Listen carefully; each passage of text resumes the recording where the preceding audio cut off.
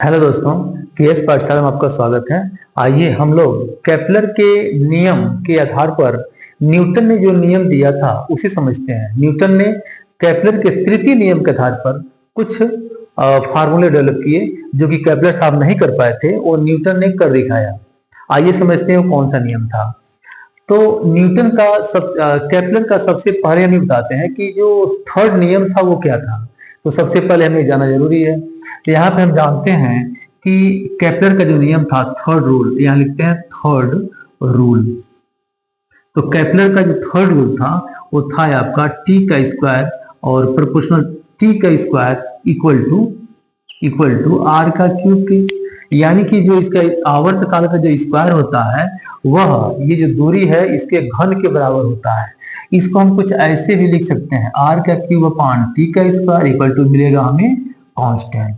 ये हमें कांस्टेंट मिलेगा। इसी का उपयोग करके न्यूटन ने एक नियम बनाया। देखिए समझते हैं। यहाँ हम लिखते हैं, यहाँ पे लिख दिए हैं कि माना कक्षीय वेग भी तथा ग्रह कक्षा की त्रिज्या r है, तब परिक्रमा करते हुए ग्रह पर लगने वाला बल।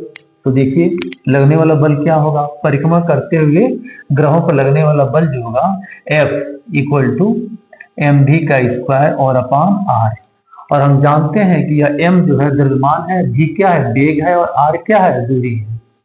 ये समीकरण हम एक मान लेते हैं। और आवर्त काल का जो फार्मूला होता है, टाइम पीरियड का फार्मूला होता है, वो होता है आपका t इक्वल टू 2πr और अपान v। ये फार्मूला होता है। यहां से हम क्या करेंगे, v का मान निकाल लेते हैं। जब v को इधर लेके जाएंगे तो t यहां पर आएगा। तो यहां लिखते हैं v इक्वल टू 2πr और अपान हो जाएगा t। अब हम लिखेंगे यहां पर हम कि v का मान समीकरण 1 में रखने पर, तो समीकरण 1 में हम रख देते हैं। देखिए जब v का मान इसमें रखेंगे तो क्या मिलेगा, ये हो जाएगा f इक्वल टू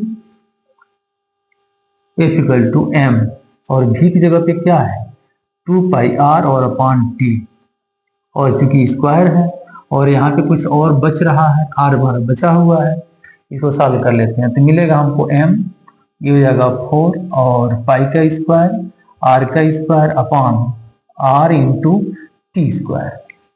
क्योंकि स्क्वायर सभी पे आएगा, ये मिला हमें। यहाँ देख रहे हैं कि f इक्वल टू हमें मिला है 4 और पाई का स्क्वायर फिर m इंटू आर स्क्वायर और अपान यहाँ लिखते हैं r और ये जाएगा टी स्क्वायर। अब अगर हम ऊपर नीचे r अपान r कर देते हैं तो क्या मिलेगा हमें, तो मिल जाएगा f इक्वल टू 4 पाई का स्क्वायर m इंटू आर के पावर 3 और नीचे क्या मिलेगा t का स्क्वायर और r यहाँ भी बचा हुआ है। और हम जानते हैं कि ये जो है यह चीज ये क्या है कांस्टेंट है, इसको हम कांस्टेंट मान के चल रहे हैं, ये कांस्टेंट है। तो क्या करेंगे यहाँ पर लिखेंगे f इक्वल टू मिला हमें 4 और पाई का स्क्वायर और m और अपान r, और हमें मिला है यहाँ पर क्योंकि ये जो पोर्शन है यहाँ पे कांस्टेंट को हमने k माना था, कांस्टेंट को कोई नाम देते हैं, यहाँ पर k मान लेते हैं। तो अब इसकी जगह पर हम यहाँ लिखेंगे k। आशा करते समझ में आता होगा, बहुत आसान तरीके से बता रहे हैं, इसमें ऐसा नहीं कोई हम कुछ इसमें छुपा रहे हो, स्पष्ट हम इसको बता रहे हैं। ये रहा हमारा k। अब हम ये देख रहे हैं और चूंकि यहाँ पे जो मल्टीप्लाई किए थे तो स्क्वायर यहाँ पे आ जाएगा, ये छूट रहा है, ये स्क्वायर यहाँ पे रहेगा। अब हम ये देख रहे हैं कि ये सारी चीज कांस्टेंट है, तो यही नियम इसी चीज पर न्यूटन ने कहा कि यह प्रोपोर्शनल टू f जो है proportional to 1 upon r square, यहाँ देखिए दिख रहा है।